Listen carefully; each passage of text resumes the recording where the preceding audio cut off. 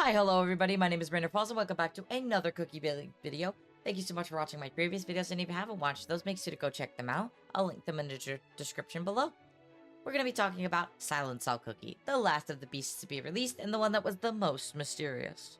We haven't heard much about him, and a lot of people didn't know who he was going to be voiced by, and fun fact, he's actually voiced by the same voice actor as Almond Cookie, Ray Chase. He's a sweetheart, I've met him in person, and I'll have Helia slap up an image of me saying hi to Ray. He's super sweet. I met him at New York City Comic Con, and it was a blast. That being said, let's talk about him. He has two elements. What do you mean, Rainer? Two elements? That's confusing. He has darkness and steel. Steel is a relatively new elemental type that has just been recently added to the game. But what does that mean for Biscuits? Let's get into it. First of all, I have built him on attack. You can do cooldown or attack, but personally, my attack is done better. And there is a new, obviously, raspberry. Currently, it can only be equipped by Charcoal Cookie and Silent Salt Cookie, so we have the Silent Raspberry. What we really want to focus on is that crit resist and that cooldown. It's very important. Now, for his Biscuit, I actually have him on a cooldown Biscuit, which is what is pretty important. You might be asking, do I do an elemental build for the Biscuit? You could do either, you know, steel or dark. It doesn't matter. But it just depends on which one you get that has better stats. Currently, there's a lot of things going on, so let's talk about it. Whew, that's a mouthful. So, End of Silence is Silent Salt's main attack, and it's every 14 seconds. Silent Salt Cookie calls upon the power of the Eclipse to summon his steed, Nox Black Salt, and puts his enemies to the state of Silence Eternal. Next, he charges forward astride Nox Black Salt, cutting the shaded moon in half to make it explode, dealing great damage to enemy units. Yes, you heard me right, he literally cuts the moon in half. I'm sure Moonlight Cookie is not happy with that. At the beginning of the battle, Silent Salt Cookie delivers Fury of the Catacombs to the enemy with the highest attack, targets non-safeguarded cookies first. So even if there's a cookie that has high attack but is safeguarded, he's gonna target the ones that are non-safeguarded, okay? That is important to note. Silent Salt Cookie himself is not affected by the Fury of the Catacombs unless he is the only cookie on his team. Once Fury of the Catacombs is fully stacked, its target receives punishment. When the target is defeated, Fury of the Catacombs moves on to the next target with the highest attack. Once your team HP drops below a certain point, the set enemies with the highest attack, targets non-safeguarded cookies first, will be inflicted with Wrath of the Catacombs. That will instantly trigger the Silent Demise effect. Silent Salt Cookie's Forsaken Freedom renders him immune to all cooldown impairing effects. All of it. He literally just is immune. When affected by cooldown increasing or pausing effects, Silent Salt Cookie will gain an HP shield along with damage resist and cooldown recovery buffs. Which is pretty important to note because essentially if he gets basically slowed down, he just gets faster. Alright, let's start with Silence Eternal. The Eclipse damage is 22.5% for increase for 15 seconds stack and stacks up to 1 times. Rooted is 2.5 seconds, and Silence Eternal silence for 2 seconds every 1 second over 3 seconds. So it's just 2 seconds. Lunar Slash, which is the main thing. Moon Slice damage is steel damage, 457.9% of the attack of Silent Salt Cookie, and match HP of the cookies on the field. He needs attack, guys. That's all I'm going to say.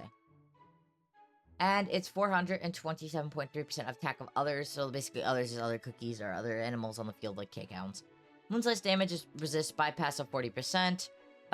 It petrifies them for 2 seconds. And taken damage is 40% increase for 15 seconds. And that only stacks once. The explosion damage is 6 hits of dealing damage of 196.2% of steel damage attack. Plus 25% of the match HP of the cookies on the field. Mostly the enemies, though. And 183.2% of dark damage attack to others per hit. So that one specifically, like, the dark damage is for others, while the steel damage is for cookies. It seems. I could be wrong. Correct me if I'm wrong in the comments. Alright. Moon Explosion damage resist bypasses 40%. The damage dealt by enemies, negative 25 for 10 seconds after Moon. The explosion stacks up to 1 time. The Consuming Darkness damage targets crit percent goes down negative 5%. Healing is negative 5% for 8 seconds, and it stacks up to 3 times. Forsaken Freedom. Immune to cooldown impairing effects. Uninflicted with cooldown impairing effects, HP shield of 20% goes up, a damage resist of 15% increases, and cooldown recovery is 25% increase for 5 seconds and only stacks once. So basically, if he's hit with a cooldown impairing effect, he gets an HP shield that protects him, he gets damage resist increase, and a cooldown recovery. Debuff resist increase 35%, max XP also will increase by 30%, and the damage resist will also increase by 35%, all in the span of 5 seconds. Beast passive, Fury of the Catacombs, is his passive that essentially just launches at them at the beginning of each thing. It turns the cooldown recovery down, making them 25% slower than enemies themselves, and their damage dealt is not minus 25% as well. Searing Seal is 1 time per 1 second, times 3 when targeted uses their own skill. So when the cookie uses their skill, it increases 3 times, and it also increases 4 times when casting Moon Explosion. At 7, Searing Seal stacks Punishment and Searing Seal reset. The Punishment damage is 3 times hit, dealing 189.9% of steel damage attack per hit.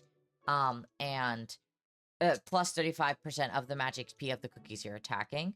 And for the others, or K-counts or monsters, it's 273.5% of their attack. Punishment damage is damage resist bypass, 35%, and punishment silence is 1.5 seconds. And here's the other information of Wrath of the Catacombs. It's different from Fury of the Catacombs. It activates when the ally's HP drops to 70% or lower. Skill cooldown reset invulnerability for 1 second and silent demise. So it essentially just resets all their skills cooldowns. If silent demise or moon explosion are activated for 15 seconds passes, Wrath of the Catacombs ends, triggering punishment. And the punishment damage for Wrath of the Catacombs is 3 times hits, dealing 480.5% steel damage of attack, and 45% of the match HP of the cookies on the field, as well as, if it's others, 325 dark damage of that attack per hit. Punishment damage resist bypass is 40%. Punishment silence is 1.5%. If a cookie's HP drops below 3.5% from punishment, they are immediately defeated. So basically, if you're like really close to defeating them, it just fucking insta kills them, and that's great. That being said, he is meta in the arena. I've been on the cooldown build and on these toppings, so definitely make sure you have him on your team if you have him. He is in the meta build right now. But that is all. Thank you guys so much for watching. Who is the architect behind this? She is. Hang on. She's shocked. Ooh. They were... She's so mad at him for no reason, lol.